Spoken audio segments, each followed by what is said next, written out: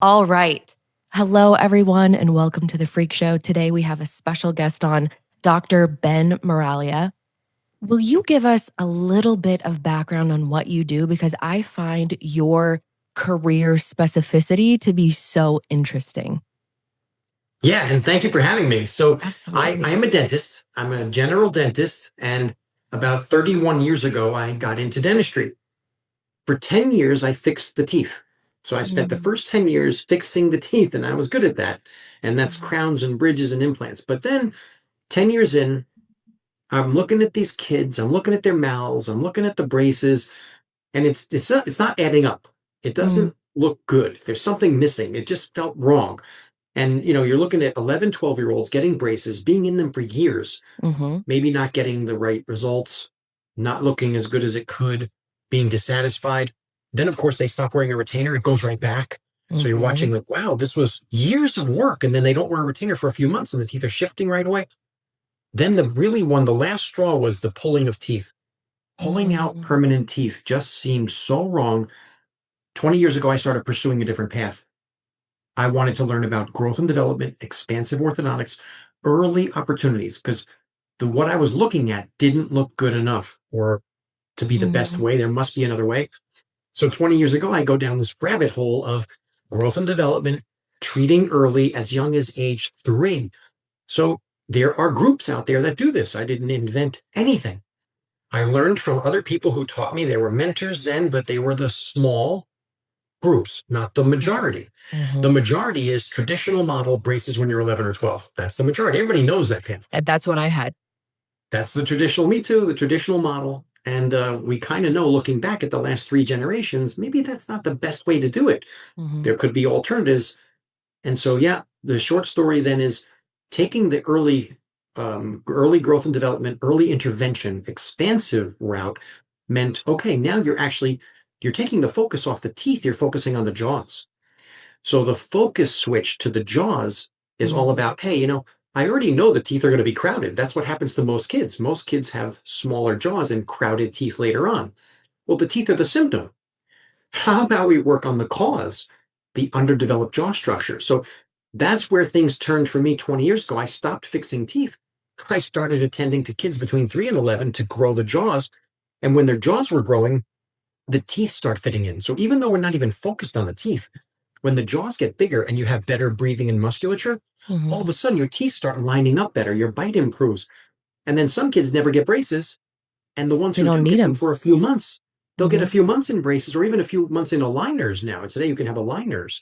Um, so this whole pathway started 20 years ago, but then one thing after another, you're getting pieces of the puzzle. I didn't know everything then. I don't know it now, but what I got was a piece of the puzzle at a time. And sure Mhm. enough, with years of treatment, you start recognizing, hey, these kids they're not bedwetting anymore. These kids don't get ear Oh infections my anymore. gosh. These kids don't get headaches anymore. These kids don't wake in the middle of the night. They sleep through the night. These kids stop grinding their teeth. These kids stop becoming behavioral problems. These kids start performing better in school. The list was like endless, and it began as just anecdotal. Parents telling me something like, oh, we're just happy to be past the bedwetting. And wait, what did you say? Because I wasn't asking that early on. Yeah. Well, And you they're like, don't oh, yeah, correlate. Yeah, you don't yeah. correlate a And jaw like, or teeth with bedwetting. right. And 20 years ago, I didn't have those connections yet. And so all of a sudden, I had parents telling me, your expander, we think they are sleeping better because of it. And then you're paying attention. And sure enough, kids are sleeping through the night when they would wake up. So I'm watching the jaws get bigger and the teeth are fitting better. Meanwhile, what's happening is it is the jaw size that dictates how well you can breathe through your nose. What we call the airway, loosely, we call it airway. That's your airway Yeah. is the space you're breathing through. Mhm. Well, from the nostril to behind the tongue, that section where the air has to flow, that space is built by how well your jaws are growing. So it turns out the teeth are a symptom, and they're like the child's ace problem, really, is the Mhm. crowded teeth and bad bites. The real problem with the jaw size is, well, now we can't breathe as well through our nose. But the child who can't breathe well through their nose, we have compensation for that. We're going to open our mouth. we're going to let the air go in and out of our mouth. That's like a safety valve. That is Mhm. not a good way to be breathing. And Mm-mm. I'm sure we'll dive deeper. But so my Yeah. history is that, yeah, 20 years ago, I changed from fixing teeth to growing jaws, piece of puzzle at a time. And you realize, oh my God, this is an answer for a lot of symptoms downstream. So now we grow the jaws early and we play with the teeth later if Mhm. needed. Mhm. Well, and I think this is so timely because I think people are waking up to Mm, the nasty side of mouth breathing. And it is, it is a safety yes. switch, especially for kids, when they have a cold or something like that, or adults when we are not feeling well and we have our airways blocked. But I'm by no means even remotely as educated on you as this, but I do have a book called Breathe, and I've gotten into Good. mouth taping at night. And I Mhm. find that those deep breaths, not only do I sleep better, but it's related to my nervous system too. My Mhm. nervous system gets a reset and I become so much more calm. Yes, absolutely. And so that's a total connection in how the nervous system is working because when we think about the nose breathing to mouth breathing switch, when we can't breathe well through our nose, it is your brain that opens your mouth to mouth breathe. Mm. But because that's a safety valve, it's a protective mechanism. Because obviously, bad things would happen if you can't breathe through your nose, but your mouth doesn't open. That would be bad. That would go Mhm. badly. Mhm. Well, when your body has something in place to protect you, it's called fight or flight. Mm. So the crazy thing is that it is a fight or flight response to have mouth breathing. The fight or flight mechanism is that sympathetic nervous system. So basically, when you can't breathe well through Mm. your nose, in order to open your Mhm. mouth, you have to have an active fight or flight response. Your body is in sympathetic drive or fight or flight mode, and that's when your mouth opens to relieve you of the poor breathing through your nose. So, just what you mentioned, taping your mouth closed keeps the airflow through your nose nicely. You're basically turning off your fight or flight reactions while you're sleeping, which those are not supposed to happen when we're sleeping. That makes a No. bad night's sleep. No, and we're supposed to be rejuvenating while we sleep. Yes. I feel like, as you said in the beginning of the podcast episode, but there's such a cascading effect for all of this. And if we have Absolutely. these children growing up, mouth breathing, and then constantly in fight or flight, not only does that Hmm. affect them biologically, but it affects them psychologically too. So no wonder there are behavioral issues if they're constantly in fight or flight. That is mind Yes. blowing to think about. So Every direction. I want to understand why, over the last however many years, jaws are underdeveloping Yes. versus, ancient civilizations. Sure. I forget his name, but he started a foundation that I have listened to their podcast many, many, many times. It's called the Wise Traditions podcast. Um, Oh, have yes. you heard I'm of it? familiar. Yes, it's I'm incredible. familiar You with would it. be such a great guest for them. Oh, I'm But this familiar with that. doctor went around all over the world and studied jaw development and teeth structure, and then Hmm. studied the diets of these people and what they were Yep. eating. And it's Yes. so, so fascinating. So, what has happened? Why are we now Yeah. having all of these issues with underdeveloped jaws? You might even be referring to Dr. Weston Price. Yes, thank you. That My might be my the name mom you're looking brain for. has Yeah. fully kicked That's in, okay. and so I'm losing Yeah. names. But it is And Weston Price, and I have followed him throughout my yeah, pregnancy too, and based my diet on what he recommends.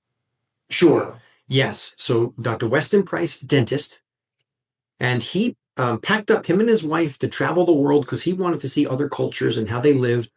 He was a little dissatisfied with the Western industrial model. And this is going back over Mhm, 100 years ago. He mhm, was like, I don't think this is going to go well, the way we're doing what we're doing with the food and how we're changing it. And that was when it started changing the food. He goes around the world and he goes and he visits basically isolated, aboriginal, natural, primitive words we would use to describe pre industrial or pre Western cultures. They're basically living off the land. And whatever you could grow or catch, you would basically have very little preparation of it. And you'd eat mostly a raw diet kind of thing. mhm, And mhm, in those cultures, the meat product, whatever they might catch or find in the meat product, would be cured with a little salt because there's no refrigeration and preservatives, but yet mhm, they get the meat to last because of mhm. the curing process and the salting. But that makes what we would refer to as jerky, like It's beef tough. jerky. It's Yeah, very it's tough. really tough. And when you're doing that in a natural environment, the curing process, when you're only doing with the sun and salt, that curing process turns that into leather. So Mm. that process makes their beef jerky like leather, but it makes ours look like a soft food today. Like if you pick up a beef jerky bag and you chew it, by comparison, the beef jerky we buy at the store today would be considered softer than the original method of getting it cured through and salting. Well, basically, what he learned and others after him, known as anthropologists, Mhm. the anthropology research shows that we use the word malocclusion, but bad bites, crowded teeth, bad bites. That's our fancy word for what's happening with the jaws and the bites. But it is an acquired condition. It is not genetic. And the early trigger is the switch to softer foods, the early soft food. So baby food, mush, pureeing, anything that the Western industrial culture does to the early food is basically pureeing it to a pulp. It's like a liquid. So you're a drinker. You're not Mm. a chewer. We need chewing to grow the jaws. So the most fascinating thing is that the upper and lower jawbones, they grow primarily by chewing forces. So if Mm. you It's are like chewing building a really muscle.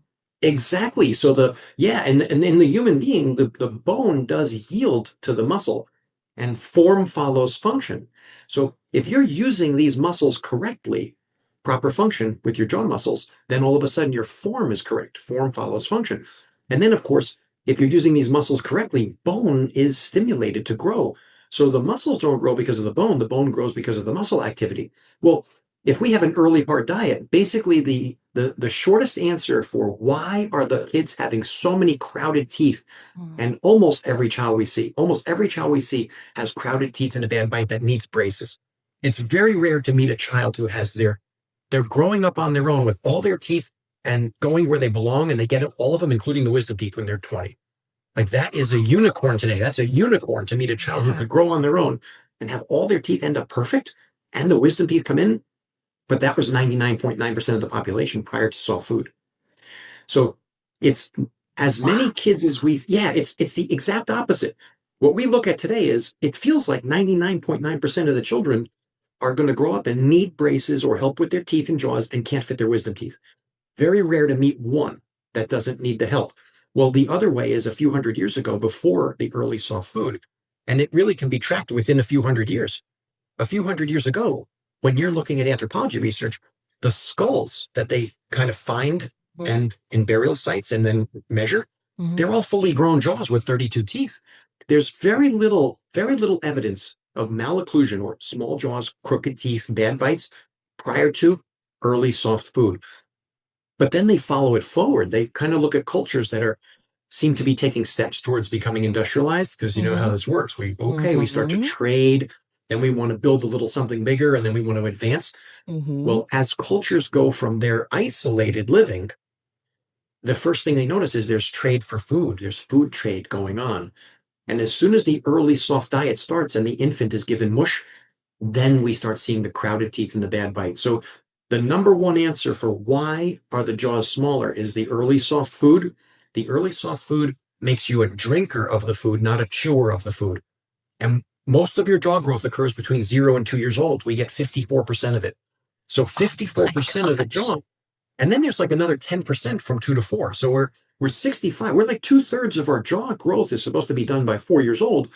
And meanwhile, we're not chewing hard food in the first 2 years and sometimes three because it's so soft. But now you look at the American Western diet, Oh every gosh. meal is soft. Mhm. Everything is like Mhm. whatever you could put in front of a child today, they could gum that. They wouldn't even need teeth to mush and eat that. So we're talking about having like really just an all out soft food from the beginning of the day to the end of the day. So there is no real chewing activity Mhm. going on. So the jaws don't grow and the teeth come in crowded. And then we compound the error by waiting and treating them later because the teeth are the symptom. And when you Mm. try to treat the teeth 11 and 12, well, we have the wrong jaw size. So imagine Yeah. you're trying to arrange 32 cars in a garage that was built Yeah. for 20 or Yeah. Oh, 24. You my can't do brother that. had that. He had to have multiple teeth removed. He had very large teeth for his jaw, Yeah. and it was horrendous. So Yeah. painful, such a process. It took Oh, years to correct. So I'm oh. thinking, I'm about to be a second time mom, and obviously, the rule of thumb right now is to give your infant milk and then soft foods for the entire first year. So I want to be preventative. I am totally fine to go against the grain, but what is your recommendation there to help build that jaw strength? Because it makes so much sense. It's like a muscle. Sure. You've got to use it in order for it to grow and be strong. Yeah, and so the sequence of events. So I'll base that answer off of anthropology research because by no means am I an expert at growing an infant and raising a child. Sure. My three kids are older. I'm on the other end. I've got 24, 23, and 18. Oh. So going back 20 years ago, they were already moving along. So I did it wrong then. We had the blender, we made the mush, like we did everything Mhm. wrong, saw food, and then we had to start working on them. So I began when they were like Mhm. 5 years old. They were part of the early kids we treated. But going back to an answer for that, I would say, okay, let's look at the anthropology research. It showed that in all of these cultures that are pre-industrial, pre-Western living in the natural world, we would transition from breastfeeding to hard food, and it begins between 6 and 9 months old. And usually, yeah, the corresponding age, that 6 to 9 months old, it's when the child has the head control. So they have to have head Mhm. control first. Okay. And usually between 6 and 9 months old, that kicks in where Yeah. they start having a little bit of control for their head. The second thing is they can grab and pull to their mouth. Like they Mhm. can get it themselves Mhm. because you're looking to have the natural instincts of feeding yourself kicking in. Mhm. So somewhere between 6 and 9 months old, the infant has control of their head and they can grab and pull to their mouth and kind of gnaw on things. But then there are groups out there that help, almost like instruction manuals for parents how to Mhm. introduce solid food to an infant. Yeah. So the two groups that I like to reference and refer to are baby-led weaning. And Mhm. baby-led weaning has a book, but they also have an Instagram following where you can start looking into that. I have the Baby-led book. weaning, the book is, yeah, it's Jill Rapley, Tracy Marquette, beautiful book. And it's how to introduce solid foods to your infant. It's an instruction manual because there's a way to do it right. There's a way to do it Yeah. wrong, there's a way to do it right. Mhm. And we are several hundred years away from doing it naturally. So we don't really have the ancestors to tell us, do it this way, do it this way, do it this way, where everybody's healthy and safe because of it. Obviously, we want to avoid choking. So we Yes. want to do it right. And we've missed now these generations that have gone by. We don't have the elders guiding us towards what you do appropriately, right? So we Mhm. got to get back to that. The other group is called Solid Starts. And Solid Starts is another Instagram presence, but they have all of the instruction manuals basically at the different ages, what they can handle and how to do it. So I follow those two groups. I recommend them to people to look into, and Mhm. I have no financial connection to either one of them whatsoever. So Mhm. for full disclosure, I'm just sharing information because I believe that's really helpful. And Mhm. there are parents who want to try to do it differently at the beginning. And believe me, if we did it differently at the beginning, I wouldn't have to be jumping in between 3 and 12 to help Mhm. so many kids who are breathing so badly and having so many struggles. If we could get the jaws growing earlier, this wouldn't be an issue like it was a while back. Oh, that's so fascinating. I think I follow the baby led weaning account, but I'm going to follow the other one too. And we'll put those in the show notes for listeners as well. My next Sure. question is, if we are being like we're trying to be preventative, right? Obviously every mother wants her child to grow up and have a strong jaw and not have crowded teeth. But what are the signs? I'm a mother of a 3.5-year-old. What are the signs that we need to be looking out for if their jaw is underdeveloping? Sure. Yes. And one of the most obvious ones would be in the baby teeth. Mhm. So the baby teeth, when the jaws are growing beautifully, and we don't see this very often, you'll know in a moment when I say Yeah. it. Oh, I'm When the sure. jaws are growing beautifully, a 3-year-old should have a significant gap between all the baby teeth. Yeah. And that gap, it should look like the size of, ready for this, the width of a nickel.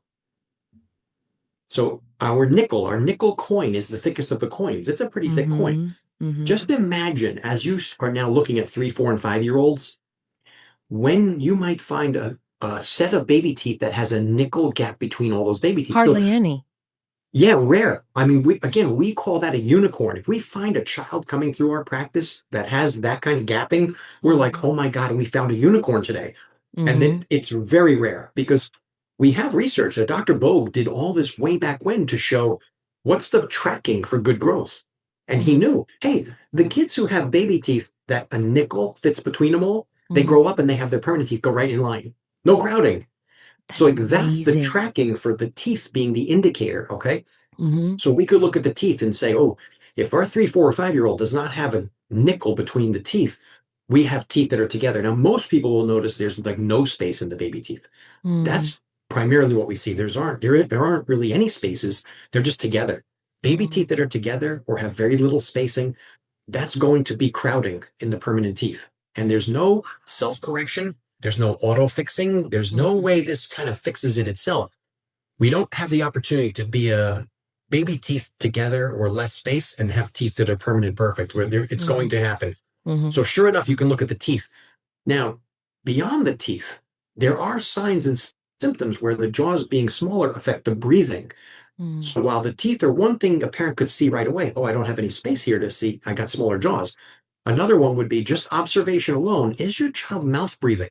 Are the lips apart, Mm. day or night or both? Mhm. Because the moment the jaws are a little too small, it makes it harder to breathe through the nose. So what we notice at a certain point, the child will begin to have a little bit of mouth breathing. And at the younger ages, that 1, 2, 3-year-old, the parent starts picking up that, oh, while I'm watching my child when they're just in the house playing, walking around, the lips are not together very much. Well, when the lips are apart, it's because we're allowing that safety valve to be open and breathe. Then, of course, if we pay attention at night a little bit and we realize that checking in on the child that, oh my Mhm. goodness, the lips are not together. Now Mhm. we're mouth breathing at night. Well, with the soft food comes the smaller jaws. The smaller jaws make it harder to breathe through the nose, so we become a mouth breather. The tiny problem is this is a vicious cycle. Mouth breathing also contributes to the jaws being smaller Mm. because the mouth breathing child is not using their tongue anymore. It stays low to let the air go by. So the tongue doesn't push out to grow the jaws. So the way I like to give the analogy to the parents is that the early soft food is like starting an inferno. You have this inferno raging with early soft food. Jaws are too small because of that. But down the road, somewhere the child will start to mouth breathe, and that's dumping more gasoline into the inferno that's already running. Mm. And so now the mouth breathing makes our jaw growth and development worse. We already have that problem, but now it's going to get worse with the mouth breathing. So we try to ask parents to observe their child day or night, both if they can. Mhm. Any amount of mouth breathing is unhealthy. And over time, they will notice it gets worse. So as you're tracking the child growing, you'll notice, oh boy, we had a little bit of mouth breathing. Now, a year or two later, it's more. All of a sudden, the parent will recognize my child is mouth breathing most of the time. So, mouth breathing is something you could see. A few other things, I'll just rattle off a few. And then if you Yeah, want to talk please. about any of them, you let me know. Definitely signs of smaller jaws affecting breathing would be your child can't sleep through the night. They wake up. Mm. They have nightmares or night terrors. That has to do with poor breathing. They Mm. bedwet. Mm. Bedwetting is a direct connection to poor breathing. Restless sleep. They thrash around a lot. Mm. So restless sleep, thrashing around a lot. Night sweats. If they're sweating at night and the pillow is soaked or the sheets are soaked, then you have poor breathing going on. And poor breathing at night is because the jaws are too small, so we're not breathing well. So waking at night or having any of those symptoms where you're bedwetting, nightmares, headaches, restless sleep, sweating in bed, ear infections is another sign. Having ear Mhm. infections, which happens to be a very common symptom Oh, today, I which is had not chronic ear normal. infections when Oh I my was goodness. little. Chronic. So the ear My son infections. has never had one though. Oh, good news. Then we're happy about that. It's very good. Yeah. We're happy about Yeah. that. So happy he hasn't had them. So sure enough, ear infections are directly related to jaw growth and development. Smaller jaws give you a better chance at having ear infections, and it has to do with the Wow. muscles and how they're working. So that's a kind of a short list of symptoms. And the last one I'll throw in there, because I know we're going to talk more about behavior, is behavior. Mhm. Mm. If you're having behavioral struggles, there's a direct Mhm. connection to poor breathing affecting the sleeping quality. And then Mhm. we have the behavioral issues downstream. And that's documented in the research very nicely. But when I say poor breathing while sleeping, poor breathing is underdeveloped jaws in my world. So smaller jaws give you your poor breathing. And then Mhm. there are people who have, let's say, allergies and, inflammation from other things, like an allergy to an outside source near your home or Mhm. a food allergy that you're causing some inflammation and causing your breathing problem. There are secondary reasons for poor breathing, but Mhm. the number one reason is going to be smaller jaws. And that's like a short list of things parents would be maybe struggling with on a daily basis that are directly Mhm. connected to underdeveloped jaws. And it's giving Oh, you these symptoms downstream.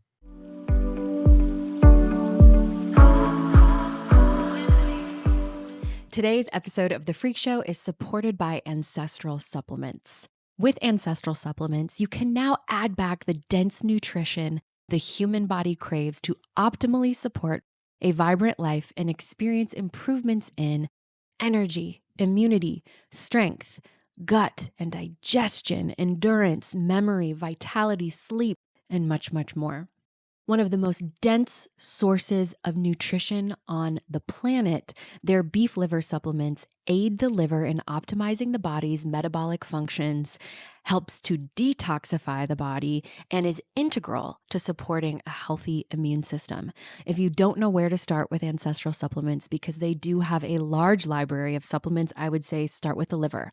I would also say they have a free consultation that you can take advantage of, and I would highly recommend that you do.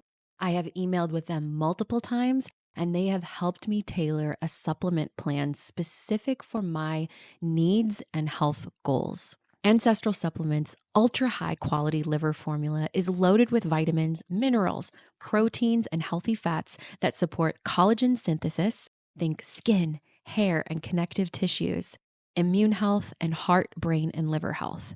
Our early ancestors knew this, which is why their traditional diets included the frequent and nourishing consumption of this nutritional powerhouse. Just the liver supplement provides powerful energy, vibrant skin, fertility and fetal development, strong bones, brain power, robust immunity, strength and endurance, eye and vision health, methylation and detoxification. It's amazing, right? So amazing. Ancestral Supplements has generously offered our freak community 10% off of your first purchase with code BECKON10. Again, that's code BECKON10, BECKON 10 at ancestralsupplements.com for 10% off your first purchase. I know you are going to love this supplement company as much as Sam and I do. I have my mom on the supplements. I occasionally open the capsules and sneak some of the nutrition into my son's food. It is just next level supplementation. All right. Thank you. Enjoy. And now back to the show.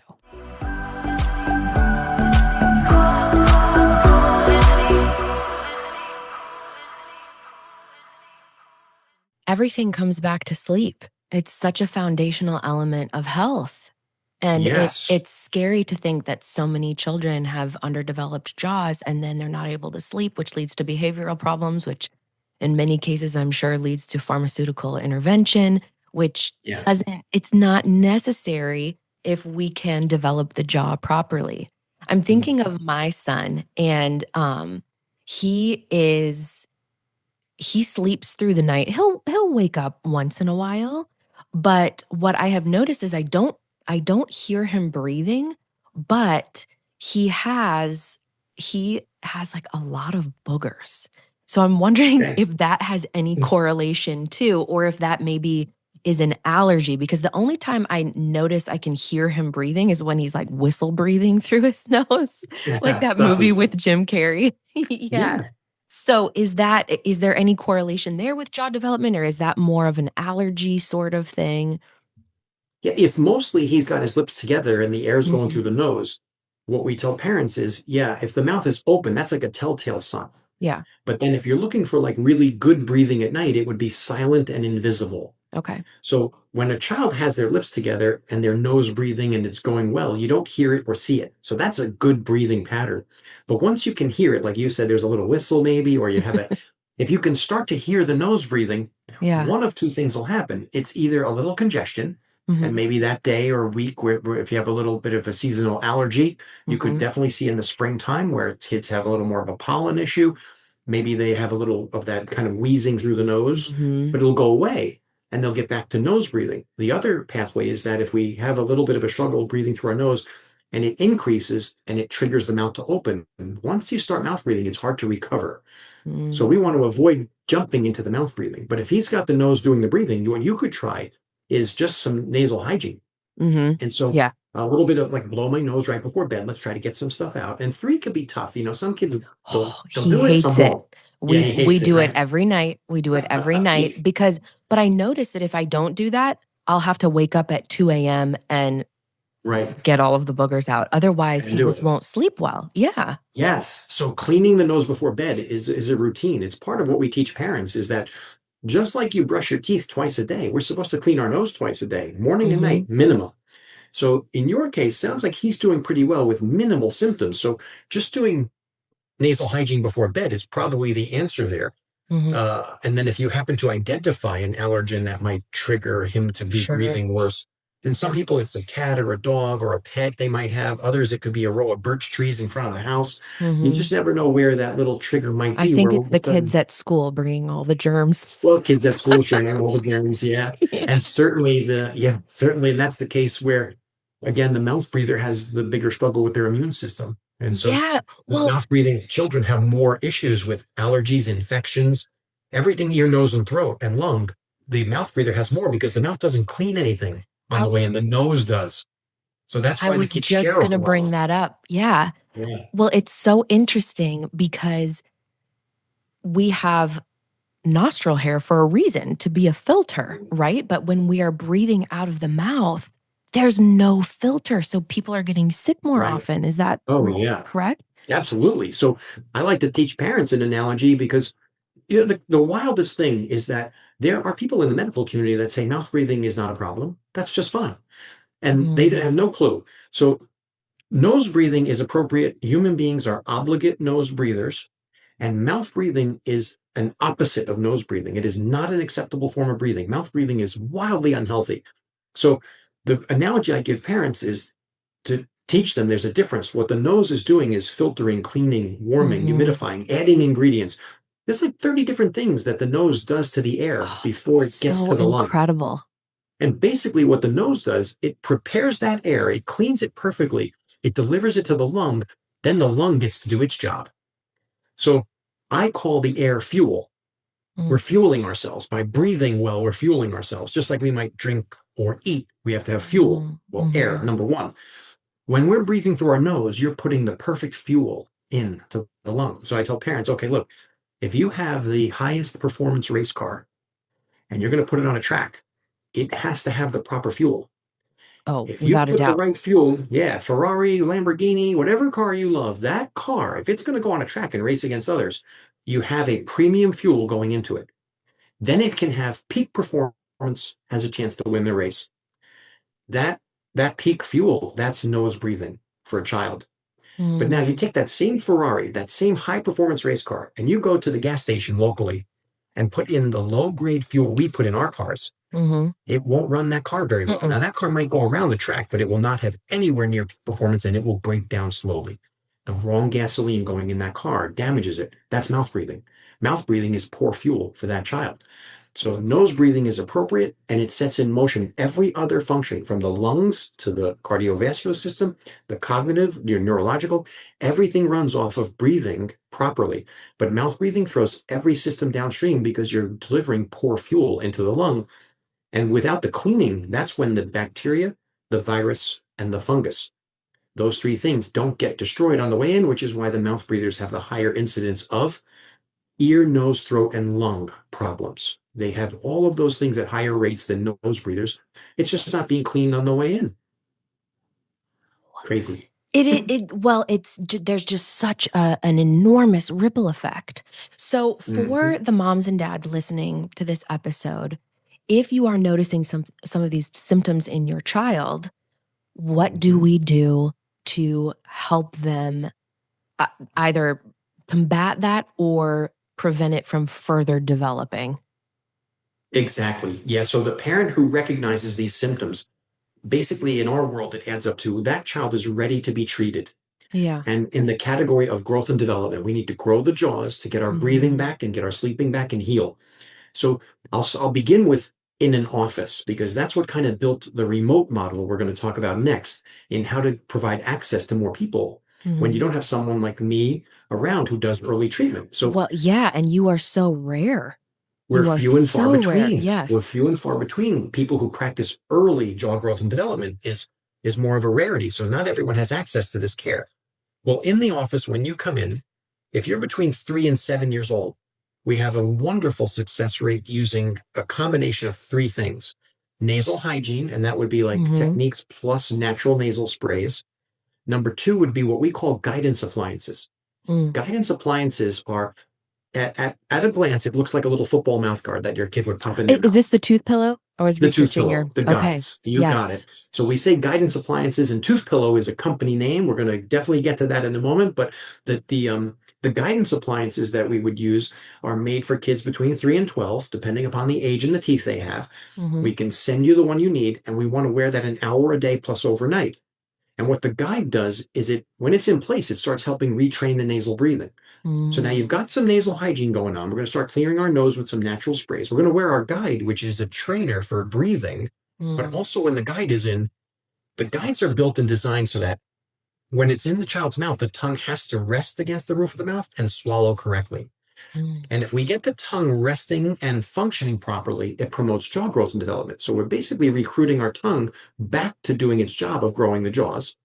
But then when the guide is in, it pushes away the lips and cheeks. There's a little flange that kind of gets between your lips and cheeks in there. Mm-hmm. Pushing them out takes them away from the swallowing pattern. We're not supposed to be using our lips and cheeks to swallow with.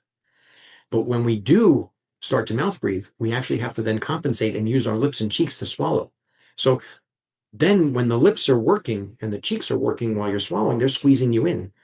So the That tongue is changes low. the whole structural Yes. makeup of your face. Exactly. So now you have the wrong muscles. We got the tongue is staying low because you're drinking your food and you don't have hard chewing going on, and your tongue has to stay low to let the air in. So we're taking away the inside part. It's not pushing out. But then because the tongue is low, it can't make a good swallow by itself. It needs its buddies to help him so the lips and cheeks get involved. But when your tongue is weak and low and your lips and cheeks are active and stronger to helping you swallow, Yeah. basically now your face doesn't grow out. It shrinks. You compress, which is why the teeth get more crowded over time. You're actually shrinking this in, and you see teeth getting more crowded over time because your muscles are working poorly. So the guide flips the script on the musculature. Wow. It gives you back your tongue strong and high, and it takes away the lips and cheeks. That's how you flip the growth of the jaws. So the guides that are built into Tooth Pillow help that child. And the third item, nasal hygiene Oh, guides. you know what? Third You item just is, lost sound. I'm not sure oh, what happened. am I still there? I'm so sorry. That's The okay. sound just I'll say completely cut off. I Maybe if can I I can take. count from 1 to 10 if you need me to keep talking till it works. A B C D 1 2 3 4 5. Are we still in, or no sound from me? How's that going? No, Do we still? I can hear you. I can't hear you. That is so Oh my bizarre. goodness. I'm so I hear sorry you about just that. fine. That's okay. That's okay.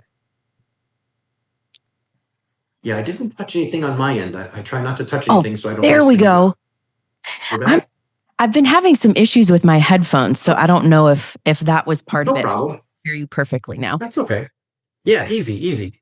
So yeah, we were just talking about how we would help a child. And so Mm-hmm. from 3 to 7 years old, there's nasal hygiene, guidance appliances, and the third item is going to be myofunctional therapy. And Mm-hmm. visiting a myofunctional therapist is wonderful if you have one local to you. Myofunctional therapy is helping correct all of the muscles of the head and neck to basically rest and function appropriately for better jaw growth and development, for better breathing, for healing. Mm-hmm. So those are three things we were doing in our office for a long time.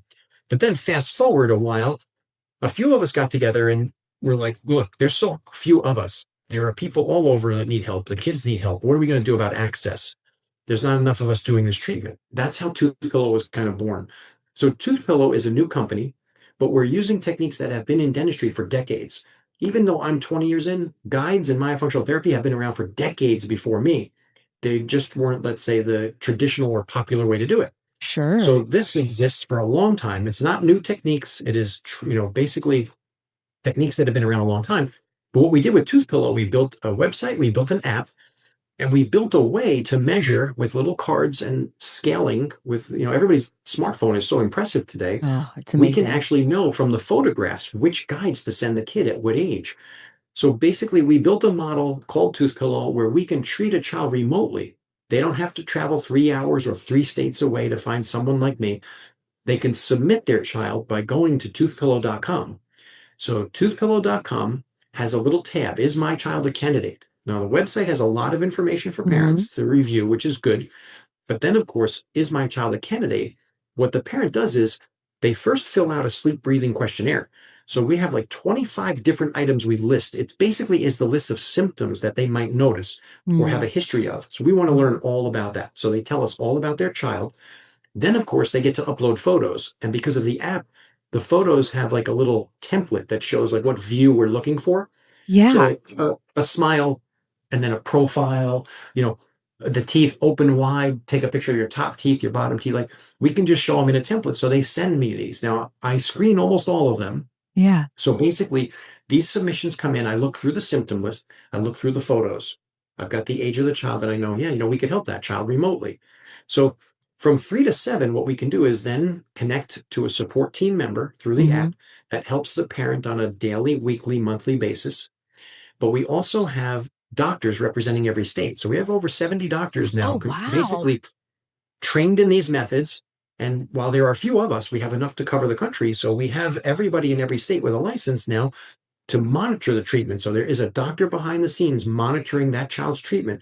And the app puts everything the parent uploads in there. We get updated photos weekly, monthly, quarterly. The photos come in, the new questionnaire gets filled out.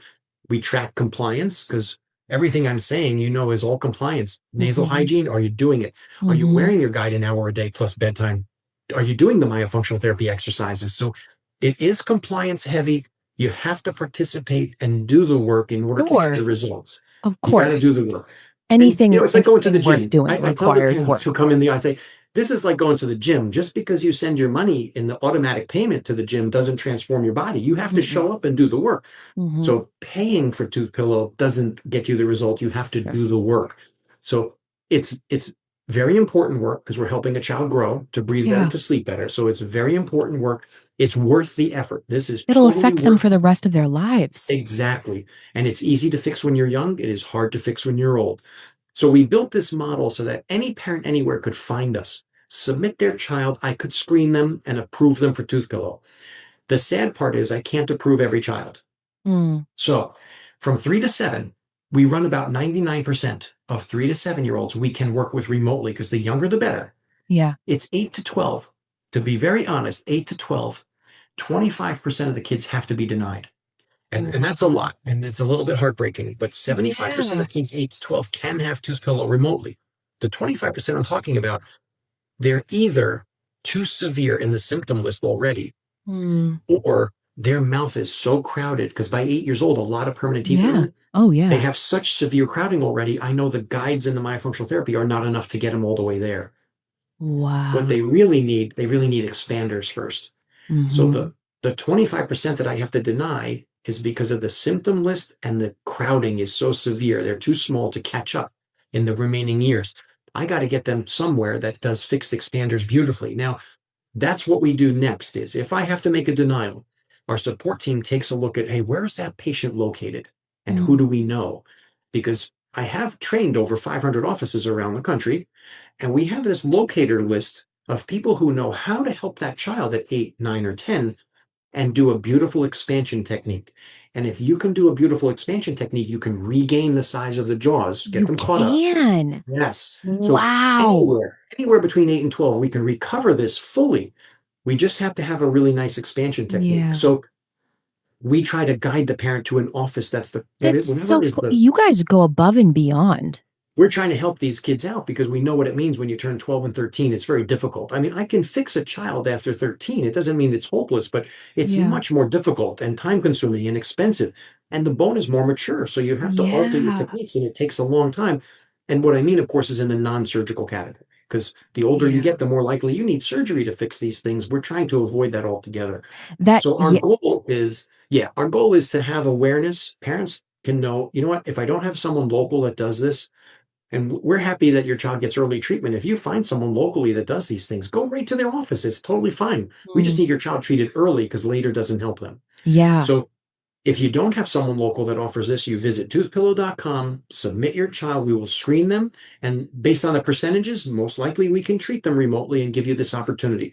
And if we can't, then we're going to look for someone near you who knows how to treat your child to help them get caught up and get them on the right track because larger jaws, better breathing, better sleeping, and your child can heal. Better life. Oh yeah, it's a totally Truly, different future. truly. I mean, Yeah. again, going back to the nervous system and being in that fight or flight Yep. response, Mhm. you do not want to be in that long term. My gosh, it affects No. every area of your life.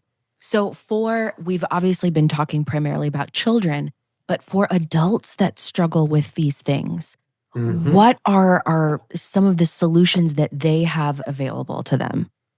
Yes. So adults do have solutions. It is a little bit harder. And, like we were saying, how there's so few practices out there treating children early. It is the same for adults. There's very few offices that do growth and development, non-surgical intervention for adults, but there is a way to find someone. And so if you are an adult looking for attention, you should still contact toothpillow.com. Reach Oh, out okay. Okay. because we may know someone in your area we can refer you to. And so there are locators that exist where we can help you to find, is there a provider near you that treats adults? Because Mhm. we know where these offices are and we have location places. We can definitely try to help you out. Um, One of the things that just popped in my head, I should say it because I don't want to leave anything out for the parents. We were going through that list of symptoms that parents would look for. Yes. The one I missed was grinding the teeth. So Oof. it Yeah. popped in my head when you said, what happens when you're an adult with these problems? Because automatically it always like triggers in me the things parents are told that, oh, don't worry, your child will outgrow it or it's normal. None of it's normal. None of the Mhm. symptoms that parents bring up at their pediatrician or medical community, none of the symptoms are normal and they won't outgrow it. They do not outgrow these problems. The underdeveloped jaws does not self-correct. And if you are grinding your teeth as a child, you're going to grind your teeth as an adult. If you Mm. have these sleeping and breathing issues, having fight or flight or having sympathetic drive, when your nervous system is basically dysregulated as a child, it will be dysregulated as a teen and as an adult. The poor breathing continues with you. The breathing does not improve over time. So, grinding the teeth is another very common symptom. Parents know, oh my God, my child is grinding their teeth out of their head because they hear it down the Mhm. hall or they know when they go on Mhm. vacation. That's a very strong sign of poor breathing. We grind our teeth because we're not breathing well.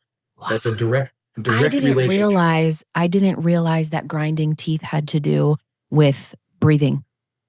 Oh yeah. So I have another really good analogy to help parents on this one. It begins with the restless sleep. So Mm. restless sleep is body movement because Mhm. we're moving. Restless sleep is tossing and turning. So we use these words restless sleep, but it doesn't really make a connection. Mm-mm. But tossing and turning, restless sleep, it's your head, your body, your arms moving. The analogy I like to tell parents is the garden hose. You take the garden hose out and you spray, no water comes out. Why? You look back, there's a kink in the hose. So what Mhm. do we do? Most self-respecting adults are not going to walk back to that kink and unravel it. They're going to take that hose at the end and shake it. Yeah. You're going to shake it and twirl it. I can get it. I can get the kink to pop out. No Yeah. problem. Yeah. So that's restless sleep. Mm. Restless sleep is your brain trying to unkink your airway. So when you're not breathing well, Wow. your brain moves you around. It's basically just trying to find a better position for the air to flow in and out better. It's trying to unkink your airway, or unkink your hose. So the head moves, the legs, Yeah. the arms. The movement is geared towards finding, is there a better place we could put you where your air will go in and out? So body movement, restless sleep is directly related to poor breathing and your brain trying to fix it or unkink your airway hose. Now, that's the whole body's moving, but we get to the grinding of the teeth next. That's the lower jaw moving. Mm. So when we grind our teeth, it's our gnashing the teeth. The lower Yeah. jaw is the movable one. So when the lower jaw is moving around, right inside the lower jaw is the tongue. So the lower jaw movement shifts the tongue around. When your lower jaw is grinding your teeth, we say grinding your teeth, but it's really your brain is moving your lower jaw around because it helps the air get So in and you out can get better. more air. You're Wow. unkinking the hose. Grinding your teeth is unkinking your airway hose. It's a way to get the air to go in and out better. So the crazy thing is, your brain will sacrifice your teeth to make sure air's going in and out better. That's a protective Wow. mechanism. That's a That fight or is flight driven that is mechanism. so incredible. Children grinding your teeth, it is not normal. You will not outgrow it. It's a cry for help. I can't breathe well, is what that is. Same with the other symptoms, that we were Yeah. talking about.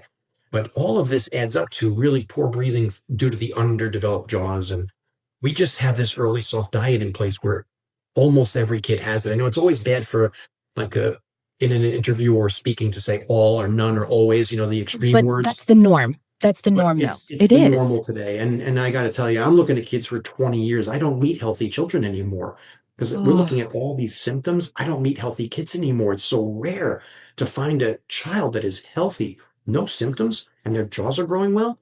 It's a unicorn today. So I don't like to say the word all and every and none because it's yeah, extreme words and sure. they turn some people off. But I got to tell you, 20 years of this, and I see unhealthy kids. And one way to look at it is, what child do you know has grown into all their teeth on their own with no help, but also turned 20 and their wisdom teeth are in? They have all 32 because It is so very rare, rare. It very is rare to find it. so rare. Oh, And ideally we keep our wisdom teeth, right? we should, we want to, we're supposed to have those. Like it shouldn't be a rite of passage at 12 to get braces for 4 years and then have your wisdom teeth taken out at 18 or 20. Like those are now rites of passage. You do it because everybody does it. Meanwhile, braces for the teeth at 12, that's treating the symptoms. You're Yeah. treating the symptoms. No wonder why it's unsuccessful because you're playing with Mhm. the symptoms. And of course, the moment the kid doesn't wear the retainer, it's going to shift back. You Mhm. haven't treated the cause, you treated the symptom. Then, of course, they're 18 or 20, and the last teeth to the party, there's no room anymore. The house Yeah. is full. So the wisdom teeth go. And in, I think it was your brother's case, did you Mhm. mention they took out teeth? Like Mhm. some of the 12-year-olds, they say, oh, wow, there's really no room in here. Let's pluck out some other teeth on you. So they have 4 teeth taken out when they're 12. Then they have another 4 when they're 18 for the wisdom. They only have 24 teeth in their head. But the less teeth you have, the less room you have to breathe. So we want all 32. We want all 32. We want the jaw growth and development early enough that you can nasal breathe through the night. That's kind of like the end result. What are we looking for? We want to have those jaws growing so well that your child can nasal breathe day and night, silently and invisibly. Nasal breathing is really what we're looking for as an end result. Then, almost incidentally downstream, your teeth and your bite will go where they belong. You'll either never see braces or you'll get them for a few months. And today you can even have aligners for a few months. Like those are Yeah. easy to make for kids Yeah. too. Yeah. So I- yeah, It but it's just so fascinating, and it all goes back to sleep and diet, which I feel like pretty yes, much everything does. And the standard yes, American diet, which the acronym is SAD, is terrible, just, it is not what we are meant to be terrible. eating. So, do you Yeah. recommend the Weston A. Price diet as well? Oh yeah, I'm a big fan of that. And Price Pottinger is the foundation. Price Mm, Pottinger. It was Dr. Pottinger was the MD who did mm, research. So Dr. Weston Price was the dentist who did, and Dr. Pottinger, his book is called Pottinger's Cats. Some people are familiar with this, but I haven't he heard of was it. oh, so it's a fascinating read. So you'll like Okay. this one too. It's in line with Weston Price's work. Weston Price traveled the world, looked at the cultures, and watched them.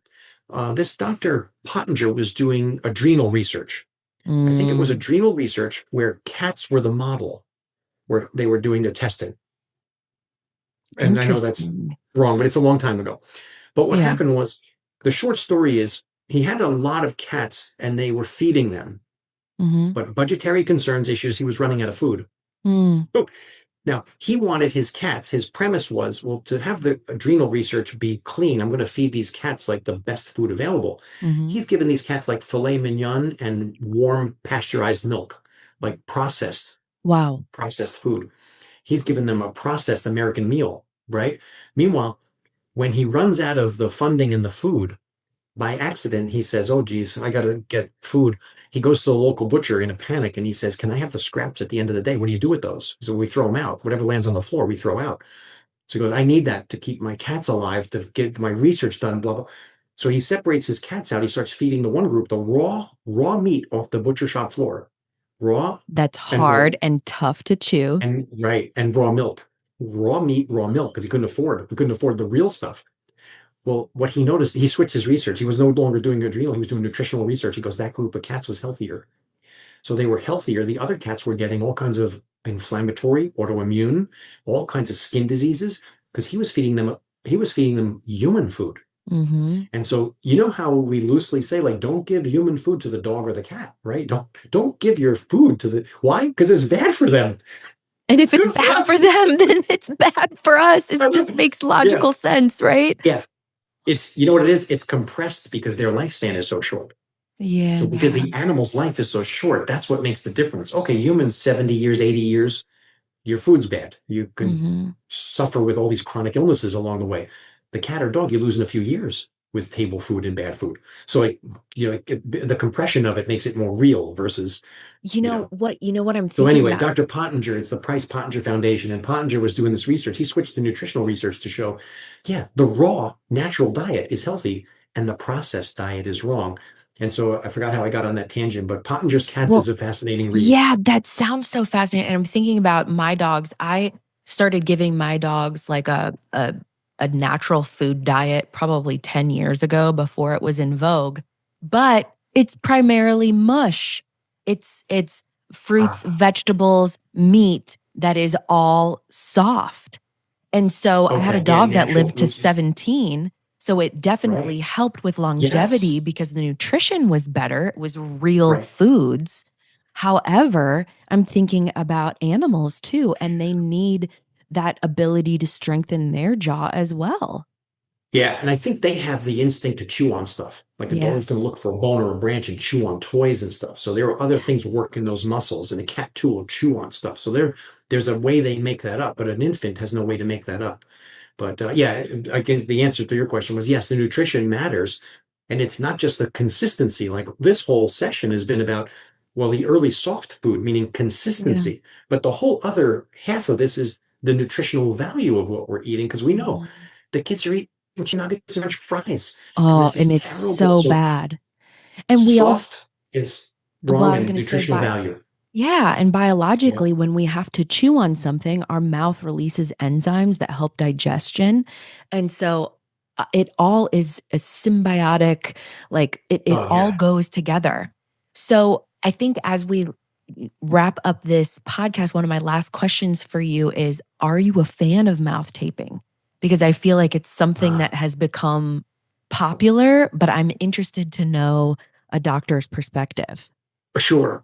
So I do like mouth taping, but there's a tiny bit of an answer coming here where I'm not a fan of taping someone who has small jaws, because then what you're doing is you're forcing bad nasal breathing. Because if you have your mouth open to breathe through because your nose doesn't let the air go well, you are Mhm. trapping someone to poor nose breathing. So I'm not a fan of it to start, meaning it Gotcha. shouldn't be step one. Grow the jaws first. We need first a little more room in our nose. That means growing the upper jaw, because when the upper jaw grows, we get more room in through the nostrils and the nasal cavity. When we grow the lower jaw, both upper and lower growing gives more room for the tongue. So now when you have more room to breathe, I like the mouth tape as more of a later stage treatment to help Mhm. retrain lip seal. Because Mhm. when you become mouth breathing because you have to, it does Mhm. become habitual. So just because we might grow your jaws and have the right space to breathe doesn't mean you automatically just nose breathe 24/7, 365. Some kids will, some adults will, but some need help training those lips again to get the nose doing the breathing. So I like the mouth breathing to be added in after we've got an increase in size to breathe. Yeah. So I add it a little later. And Yeah. adding it a little later means not everyone needs it, because some of these kids, teens, or adults, as we're treating them, when the parent tells me they are now breathing through their nose, we see during the day the lips are closed, we see at night the lips go, great, you don't need tape. But once we have the right space and that child's breathing better, but the parent knows there's an improvement, there's still a little mouth breathing going on day or night, not as much as it was. The symptoms have gone away. Like we don't bedwet anymore. We're not getting nightmares. We're sleeping through the night. We're dreaming. All this stuff is happening. So you're like, you know what? We should try a little bit of mouth tape now. Let's just retrain those lips to stay together Mhm. and really get the nose fired up perfectly. So I like it a little later and I'm going Mhm. to say it's my opinion too, because there are people who say, oh, just start with it on day one and put it on, and they're welcome to their opinion. I'm just giving you the rationale behind why I like it as a later stage treatment, not a Mhm. beginning stage. I'm not a fan of trapping someone into poor nose breathing, because that's Mhm. technically maybe not an improvement. You Yeah, got to well, it get could affect their sleep even worse. right. But now you had mentioned you improved, which is good. So like if you're using tape and you're improving, that's a Mhm. good sign. No Mhm. problems. You don't have to stop doing it. You should do it. Well, I noticed that I did it very regularly for maybe 4 months, and then when I got pregnant, I had some issues with breathing. I think a lot of pregnant women experience some, like, sinus issues, so I stopped, but what I noticed was my mouth naturally wanted to be closed while I was sleeping. So I don't know if it just Right. reminded me, and then I just kind of got in the habit, Yeah. but Yeah. certainly I felt like it did help.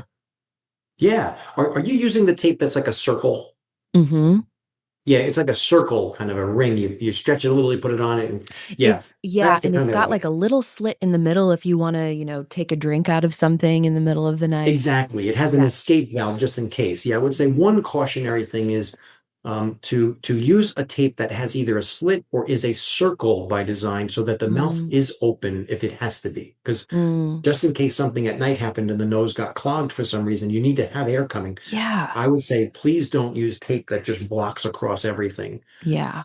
That makes until you've perfect learned more sense. about it. Do a little research. Don't block up that mouth just in case something were to happen. We don't want an accident happening. Yeah. But But oh, circle or a slit is safe. this whole conversation is so fascinating, and to see the change from these strong, able jaws to weak jaws and overcrowded teeth. And it can be solved through diet and some of these early interventions.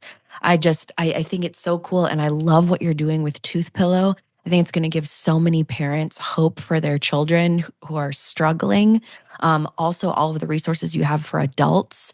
I just appreciate the work that you're doing so much and how much Thank you. information you're putting out because it's going to change lives for decades. I mean, this is such enormous information, life-changing information. Well, we really appreciate that. Thank you very much. Yeah, we're really trying to help. We're trying to help Yeah. every kid. Well, two more questions for you. You already Sure. alluded to this, but where can everybody find you? Oh, yes, www.toothpillow.com. Okay. And what about on social media? Oh, we have Instagram as well. So I think Okay. it might be at Toothpillow, but there's at Okay. Toothpillow and at Dr. Ben Miraglia. So you can find us in Instagram as well. Perfect. And then because you're on the Freak Show and we're all about frequency, what is one thing the listener could do today to change the frequency that they are living on, to shift it upwards? Oh, yeah. So I would say for the parent, the one thing you could do is trust your gut instinct Mm, because we talk to and meet a lot of parents and they know when they're told, oh, it's normal, you'll outgrow it. They're dismissed in every direction. mhm, Trust your instinct. A parent knows when their child is struggling, unhealthy, and they know it's not normal. And I receive all these submissions, and that is a recurring theme. I know there's something wrong. I believe it's the breathing, the sleeping. I go to the doctor. They say it's normal. They'll outgrow it. They tell me there's nothing to worry about. These parents, so trust your gut. The mm, moms and dads know when their child is struggling. You just haven't. Just don't stop looking. You haven't found the right person to help you. But you're right. Your child needs help. Your mhm. child does need help. You are right. Trust your gut and go after it. And don't listen to the people who are telling you it's normal and they'll outgrow it. That is not going to happen. Your child needs help today. This has been such an enlightening conversation. I know it's going to bless so many people. I feel like I have so much to digest and chew on. Yeah. And I just appreciate your time so, so much. And I look so forward to people getting their ears on this information. So thank you, Oh, Dr. Ben Moralia, so it much was for my coming on the pleasure. show. My pleasure. Thanks for having me. Appreciate it. Absolutely. Thank you so much for listening to The Freak Show with Sam Thurmond and me, Jaclyn Steele Thurmond. We would love to connect with you via our website, beckonliving.com, and on social media. You can find us on Instagram and TikTok at Beck and Living, and you can join our email list to receive uplifting messages, podcast and business updates, and discounts on high-frequency products just for our freaky community. Cheers to high frequency living.